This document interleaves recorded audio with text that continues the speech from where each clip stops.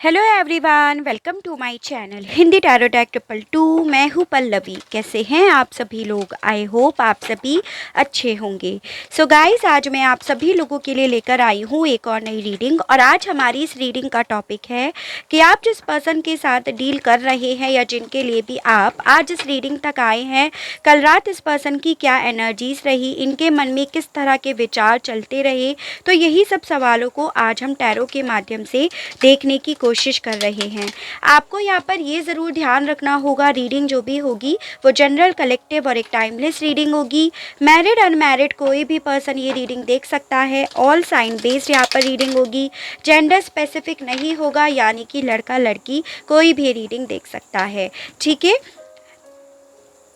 Guys, अगर channel पर आप लोग पहली बार आए हैं, आपको रीडिंग पसंद आती है तो प्लीज़ सब्सक्राइब ज़रूर कीजिएगा और साथ में ही बेल आइकन को प्रेस ज़रूर कीजिएगा ताकि आपके पास अगली वीडियो की नोटिफिकेशन आसानी से पहुंच सके।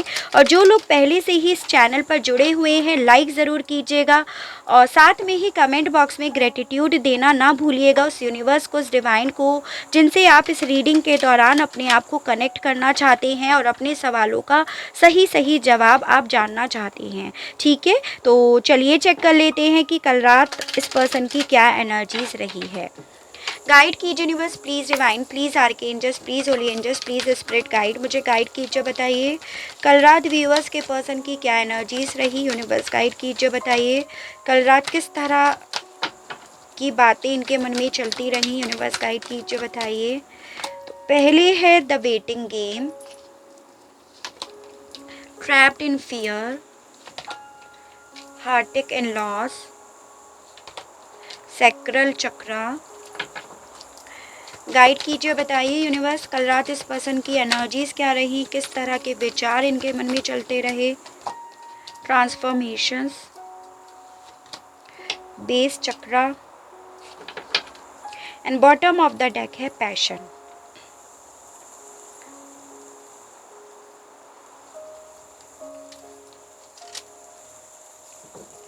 गाइड कीजिए universe, please divine, please archangels, please holy angels, please spirit guide, मुझे गाइड कीजिए। बताइए सैक्रल चक्रा के मामले में कल रात इस पर्सन की क्या एनर्जीज रही। गाइड कीजिए, बताइए। फ्रेंडलीनेस एंड बेस चक्रा के मामले में कल रात इस पर्सन की क्या एनर्जीज रही। यूनिवर्स गाइड कीजिए, बताइए। Postponement and the waiting game के मामले में इस पर्सन की एनर्जीज के बारे में बताइए कल रात की। गाइड कीजिए। स्ट्रेस एंड पैशन के मामले में कल रात इस पर्सन की एनर्जीज के बारे में बताइए। यूनिवर्स गाइड कीजिए, बताइए। फाइटिंग, ठीक है। तो देखिए, सबसे पहले एनर्जीज डिस्कस करूंगी। जिस भी पर्सन के लिए आप ये रीडिंग देख रहे हैं, बेसिकली उनकी एनर्जीज होगी, आपकी भी हो सकती है, इसकी भी पॉसिबिलिटी है। देखिए, सबसे पहले जेमिनी, लिब्रा एंड एक्वेरियस यानी कि मिथुन, तुला एंड कुंभ राशि की बहुत ज़्यादा स्ट्रॉन्ग एनर्जीज यहाँ पर दिख रही है। उसके अलग एरीज, लियो एंड सजिटेरियस, मेष, सिंह एंड धनु राशि and cancer, Pisces and Scorpio, कर्क, मीन एंड वृश्चिक राशि भी यहाँ पर आया है। आपके लिए मुझे यहाँ पर देखिए नंबर 2 तो बहुत ज़्यादा इंपॉर्टेंट दिख रहा है, यानी कि फरवरी मंथ। पॉसिबिलिटी है कि आप लोगों के बीच में ये जो वेटिंग गेम चल रहा है, आप उनका इंतज़ार कर रहे हो, ये आपका इंतज़ार कर रही है, या आप ही बस इनका इंतज़ार कर रहे हो।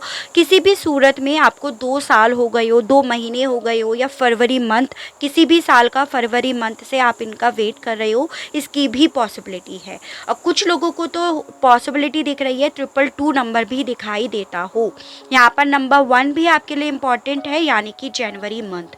बात आती है कि कल रात ये पर्सन किस एनर्जी में थे। देखिए, मुझे यहाँ पर ये दिख रहा है कि डेफिनेटली ये पर्सन बहुत ज़्यादा स्ट्रेस ले रहे थे कल रात। ठीक है, हालांकि सब चीज़ें क्लियर करी जाएंगी, लेकिन पहले इनके इमोशंस के बारे में जानते हैं और फिर उसको डेप्थ में देखते हैं कि किस चीज़ के लिए क्या वजह थी। क्योंकि मुझे यहाँ पर ये दिख रहा है कि कल रात ये पर्सन बहुत ज़्यादा स्ट्रेस ले रहे थे।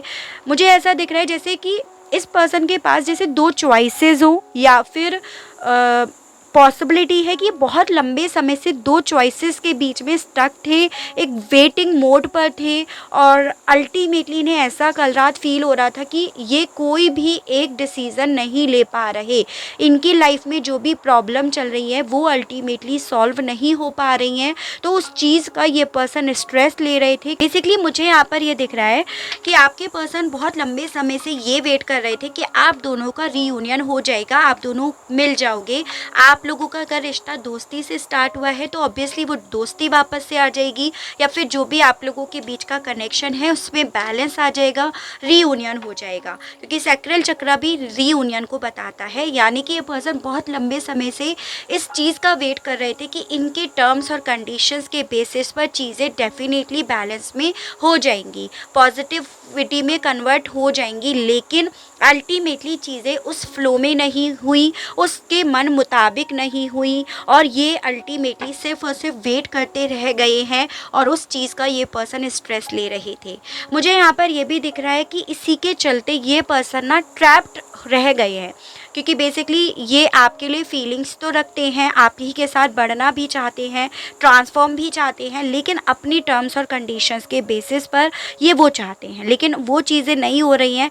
तो ये पर्सन उन चीज़ों को लेकर अपने आप को ही ट्रैप्ड हुआ हुआ फील कर रहे थे। एज एन मुझे यहाँ पर ये दिख रहा है जैसे कि इस पर्सन ने आपके लिए कोई गड्ढा खोदा और ये सोचा कि ये आपको उस गड्ढे में गिराएंगे और फिर आपको उस गड्ढे से निकाल कर आपके सामने हीरो या हीरोइन बन जाएंगे, ये दिखाने के लिए कि देखो अब तुम मेरे गुलाम बन गए हो, ठीक है, अब तुम्हें मेरे मन मुताबिक चलना होगा क्योंकि मैंने तुम्हें उस गड्ढे से निकाल कर बाहर निकाला है। तो उस सोच की वजह से ये पर्सन आराम से अपने चंगे होकर बैठे थे, लेकिन आपने ऐसा करा नहीं, आप अपना आराम से मस्त चादर ओढ़ के लेट गए। वो चीज़ें इस पर्सन को कल रात स्ट्रेस दे रही थी। आपने कोई भी इनके सामने इनके एक्शन का रिएक्शन नहीं दिया कि भैया तुम रह लो, गड्ढे में खोदे हुए बैठे रहो।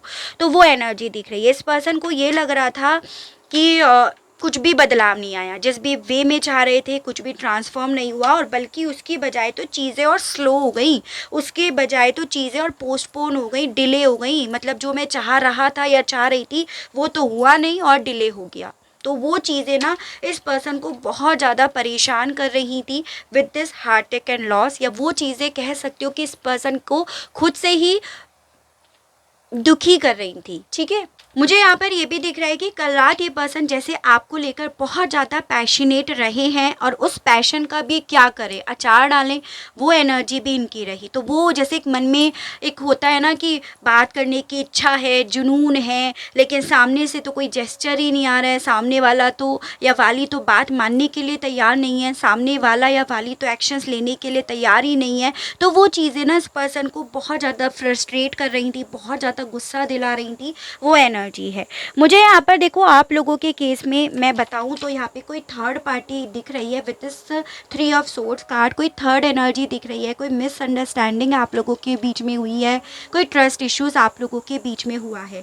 फॉर एग्जाम्पल जैसे हो सकता है आपका कोई पास्ट का पर्सन इस पर्सन के सामने आया, जबकि आप उस पास्ट के पर्सन से इतने क्लोज नहीं थे और ये आपसे ये चाह रहे थे कि आप उस चीज़ को लेकर गिल्टी फील करो, और जब ये आप गिल्टी फील करोगे तो ऑब्वियसली इनके ही अकॉर्डिंग आप चलोगे, जबकि आपकी साइड से जब ऐसा था नहीं तो वहाँ पर आप अपने सेल्फ रेस्पेक्ट के लिए लड़ते रहे कि भाई मेरा जब उसके साथ कोई अटैचमेंट ही नहीं है, मेरा कोई रिलेशनशिप ही नहीं है, तो वाई मैं कि मैं क्यों यहाँ पर तुम्हारी टर्म्स और कंडीशंस मानकर ट्रैप्ड हूँ। दूसरी सूरत, अगर आप लोगों के केस में कोई थर्ड पार्टी है तो वो आपको अपने कंट्रोल में रखना चाह रहे थे, आपको अपने मन मुताबिक चलाना चाह रहे थे और आपको वो चीज़ें गवारा नहीं कर रही थी। तो इसीलिए जो चीज़ें, मतलब मैंने आपको एक एग्जाम्पल दिया है, तो थर्ड पार्टी ने कुछ ऐसी चीज़ें आपके पर्सन और आपके बीच में लाकर खड़ी करी हैं जो बेसिकली आपके पर्सन ये चाह रहे थे कि आप उस चीज़ को मानो इनके मन मुताबिक, और वो चीज़ें नहीं हुई हैं, उसके जस्ट अपोजिट हुआ है। तो वो चीज़ें इस पर्सन को बहुत ज़्यादा परेशान करी हैं कल रात। गाइड कीजिए universe, please divine, please archangels, please holy angels, please spirit guide, मुझे गाइड कीजिए, बताइए the waiting game and the sacral chakra के मामले में कल रात इस पर्सन की क्या एनर्जीज रही। गाइड कीजिए और बताइए universe. The waiting game and sacral chakra के मामले में कल रात की क्या एनर्जीज हैं इस पर्सन की। 1 2 3 एंड 4।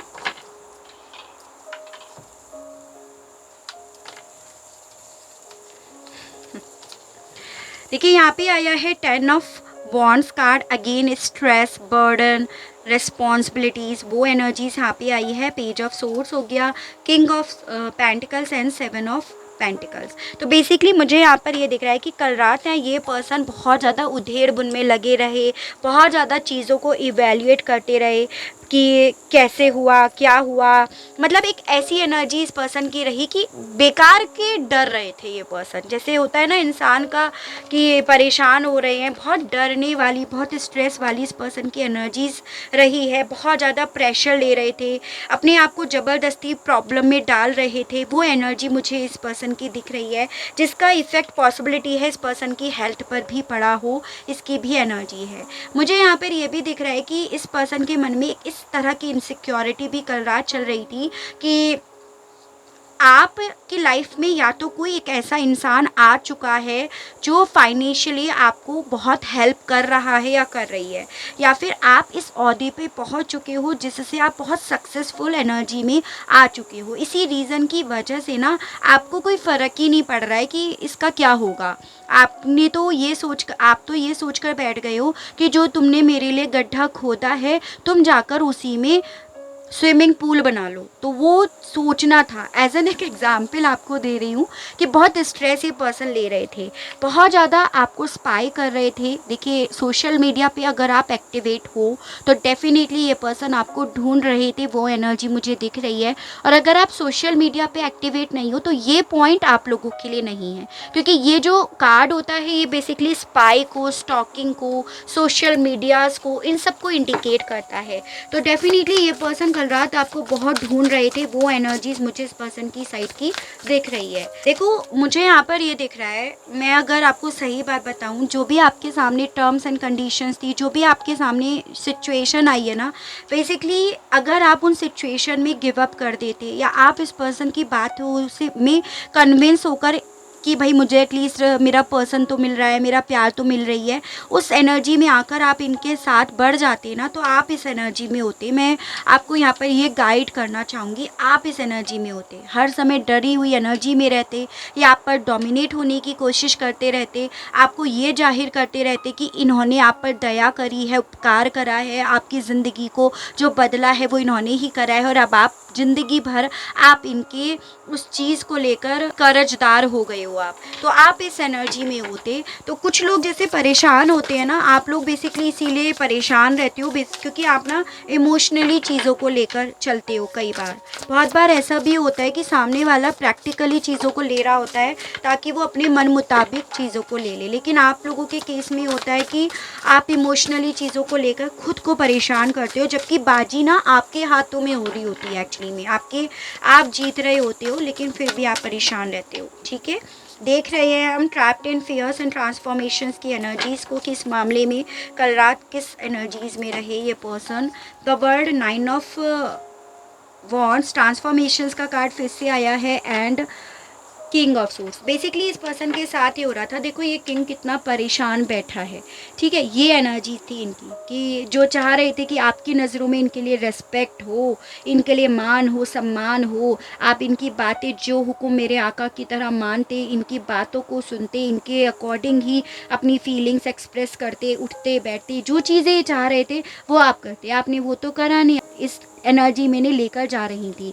एज एन कि इस पर्सन को ऐसा लग रहा था कि भाई आप को जिस कटघरे में ये पर्सन लाकर खड़ा करना चाह रहे थे, आपने अपने आप को वहाँ पर उस कटघरे में लाकर खड़ा करने की बजाय अपने आप को सेव कर लिया, अपने आप को प्रोटेक्ट कर लिया। और उसमें प्रोटेक्ट करने के साथ साथ आपने ना इस रिलेशनशिप में ट्रांसफॉर्म लेकर आने का डिसीज़न लेने की बजाय आपने अपने ऊपर काम करने का, अपनी वैल्यू बढ़ाने का आपने डिसीज़न लिया। आपने अपने आप को सक्सेसफुल इंसान बनाने का डिसीज़न लिया, यानी कि आपने इस पर्सन की ज़िंदगी में ट्रांसफॉर्म नहीं लाया बल्कि अपनी ज़िंदगी में आप ट्रांसफॉर्म लेकर आ गए हो। तो वो सोचना रहा इस पर्सन का, जो चीज़ें ने ऐसा फील करा रही थी कि भाई मैं ही स्टक हूँ यहाँ पे।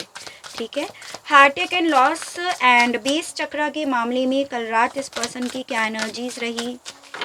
कुछ लोगों के केस में यहाँ पर ये भी दिख रहा है कि अगर आप लोगों के केस में थर्ड पार्टी है ना, तो बेसिकली थर्ड पार्टी आपके पर्सन को ये कन्विंस कर रही थी कि सही हो जाएगा, सब चीज़ें इन्हीं के मन मुताबिक हो जाएंगी, तुम फिक्र मत करो। तो वो भी एनर्जीज मुझे कहीं ना कहीं इंट्यूशनली लग रही हैं। Heart and loss and base chakra के मामले में कल रात इस पर्सन की क्या एनर्जीज रही, यूनिवर्स गाइड कीजिए। 1 2 3 and 4 and bottom of the deck यहाँ पे आया है 6 ऑफ पेंटिकल्स। ठीक है, पहले इन्हें देख लेते हैं। तो देखिए यहाँ पे आया है 10 ऑफ सोर्ड्स और page of pentacles, 3 of wands and page of wands. देखिए इस पर्सन की ना आपसे कल रात बात करने की तो बहुत ज़्यादा इच्छा रही है, पैशनेट ये डेफिनेटली रही हैं, लेकिन ऑब्वियसली किस मुंह से बात करें, क्या बात करें, वो एनर्जीज भी थी, वो दर्द भी था इनके सीने में।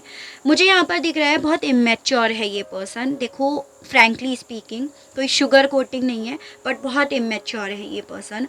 इनके साथ क्या है ना, इनको ये लगता है कि अगर ये जैसे होता है ना, एक एग्ज़ाम्पल आपको दे रही हूँ, जैसे जब आप शॉपिंग करने जा रहे हो और शॉपिंग करते हुए आप बार बार ये बोलते हो भैया इतने का लगा दो पैसा, वरना हम जा रहे हैं, ठीक है। तो वो सोच है इस पर्सन की। देखिए बार बार जैसे कि भाई तुम मेरी बातों को मान जाओ, वरना तो मैं जा रहा हूँ या जा रही हूँ, वरना तो मैं रिश्ते को ख़त्म कर रहा हूँ या कर रही हूँ, मुझे रिश्ता चलाना ही नहीं है।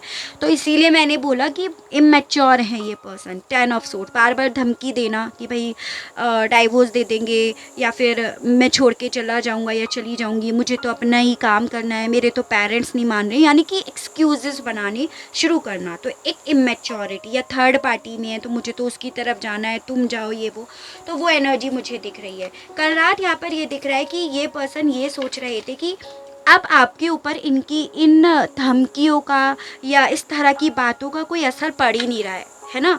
जैसे पहले आप पे पड़ता था, नो डाउट पहले आप इन चीज़ों से हिल जाते थे, आप इनके अकॉर्डिंग चलने लगते थे, आप इनकी बातें मानने लगते थे, लेकिन इन्हें ऐसा लग रहा था कि अब आपके ऊपर ना इन चीज़ों का कोई असर पड़ ही नहीं रहा है। अब आप पूरी तरह से चिकने घड़े बन गए हो और आप अब इनकी इस तरह की बातों से इफ़ेक्ट होने की बजाय आप तो अपने इंडिपेंडेंट होने पे काम करने लगे हो। आप एकदम चिल हो, आप अपना मस्त अपना स्टडी कर रहे हो, अपनी जॉब पे आप फोकस्ड हो, और हो सकता है आप इन चीज़ों में कुछ अचीवमेंट भी ले रहे हो। तो वो चीज़ें इस पर्सन के मन में थी, यानी कि इनके मन में ये चीज़ें चल रही थी कि अब आपका पूरा का पूरा फोकस ना अपनी लाइफ में लॉन्ग स्टेबिलिटी को लेकर है, अबेंडेंस को लेकर है, सफलता को लेकर, मेहनत करने को लेकर है, बजाय इस पर्सन को मजबूत बनाने के, बजाय इस पर्सन की कंडीशंस को मानने के, बजाय इस रिश्ते पे काम करने के। और इसी चीज़ की वजह से ये रिश्ता ना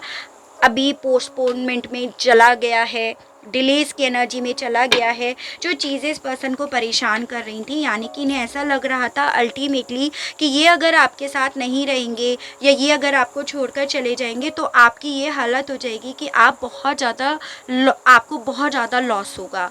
आप फिज़िकली भी, मेंटली भी, या फिर आप फाइनेंशियली भी बहुत ज़्यादा सफ़र करोगे। लेकिन फिर भी उसके बावजूद भी आप यहाँ पर ये सब चीज़ें हुई, मैं इन चीज़ों के लिए बिल्कुल भी यहाँ पे डिसएग्री नहीं हूँ कि ये चीज़ें आपके साथ नहीं हुई हैं। आप फिज़िकली भी बहुत ज़्यादा लॉस हुआ है, फाइनेंशियली भी आपने बहुत ज़्यादा पेन फील करा है, लेकिन स्टिल आपने अपने आप को इस दर्द से बाहर खींच कर भी लाया है। भले आप थोड़ा अर्न कर रहे हो, जितना इनके पास रहकर आपको मिलता था वो नहीं मिल रहा हो, लेकिन फिर भी आपने अपने आप को इस एनर्जी में लाकर खड़ा करा है। भले आपके मन में, दिल में अभी भी वो दर्द है, क्योंकि अभी भी आप इस व्हील चेयर पे हो, यानी कि उस दर्द में आप अभी भी बैठे हो, लेकिन स्टिल उस हालत से आपने अपने आप को बाहर निकाला है। आप एक फाइटर यहाँ पर बने हो। तो वो चीज़ें भी इस पर्सन के मन में काफ़ी ज़्यादा चली हैं, ये एनर्जीज दिख रही है। तो डेफिनेटली ये पर्सन ना कल रात बहुत ज़्यादा परेशान रहे हैं, ये एनर्जीज़ यहाँ पर बहुत दिख रही है, बहुत स्ट्रेस ले रहे हैं, ये एनर्जीज़ है। ठीक है, चलिए इस पर्सन के मैसेजेस देखते हैं, आखिर आपसे क्या कहना चाहते हैं ये। ठीक है, गाइड कीजिए, बताइए यूनिवर्स, व्यूअर्स के पर्सन के मैसेज दीजिए, क्या कहना चाहते हैं आखिर इनसे। You are replaceable. तो ये आपसे ये कहना चाह रहे थे कि भाई आप एक ऐसे इंसान हो जिसे रिप्लेस नहीं करा जा सकता। और क्यों नहीं करा जा सकता? क्योंकि भाई आप तो इनके गुलाम थे, है ना। और आज की डेट में कोई गुलाम नहीं बनना चाहता, सब इक्वालिटी चाहते हैं, बैलेंस चाहते हैं। तो ऑब्वियसली आप जैसा इन्हें तो कोई नहीं मिलेगा। गाइड कीजिए यूनिवर्स, बताइए। I will make things right between us one day. तो ये आपसे ये कहना चाह रहे थे कि ये एक दिन ना सब चीज़ें ठीक कर देंगे। बेसिकली क्या ठीक कर देंगे? अपने फेवर में करना चाह रहे थे। ये एनर्जीज तो मैंने आपको ऑलरेडी बता दी। I am addicted to you. तो मैंने आपको यहाँ पर ये बताया ना कि कल रात ये पर्सन आपके लिए बहुत ज़्यादा पैशन रख रहे थे। तो ये आपसे यही कहना चाह रहे थे कि मुझे ना तुम्हारी आदत हो गई है। क्योंकि आपको भी अब समझ में आ गया होगा कि भाई क्यों एडिक्टेड हो गए थे ये आपके लिए, ठीक है। You still take my breath away. तो ये आपसे ये कहना चाह रहे थे कि आज भी आपकी इनकी जो सांसें हैं ना, वो उनका कंट्रोल आपके हाथों में है, ठीक है। आई वॉन्ट टू किस यू। तो ये आपसे ये कहना चाह रहे थे कि आपको किस करना चाहते हैं। आई वॉन्ट टू कॉल और टेक्स्ट यू। तो इसे पास में से दिखाना चाहिए कि भाई आपसे बात करना चाह रहे थे। और मैंने आपको सेम बात यहाँ पर बताई कि आपसे बात करना चाह रहे थे, पैशन था इनके मन में, लेकिन क्या बात करेंगे आप खुद सोचो। ऐसी हालत में आपसे क्या बात करेंगे ये इंसान? ऐसे हालातों में तो बेसिकली आप इन्हें चार खरी खोटी सुना दोगे। तो वो एनर्जीज दिख रही है, ठीक है। अगर आप इस एनर्जी में आ गए हो तो डेफिनेटली ये आप ही की एनर्जीज है। तो भाई आपको अपनी तो पता ही होगी। आपके लिए गाइडेंस के कार्ड्स और देखकर हम रीडिंग का करेंगे। एंड यूनिवर्स गाइड कीजिए और बताइए। तो पहला आया है lavender, surround your self with love. तो देखो भाई आप बहुत प्यारे इंसान हो, ठीक है। इस चीज़ को मानो, एक्सेप्ट करो, तभी तो इस इंसान को आपने झेल लिया।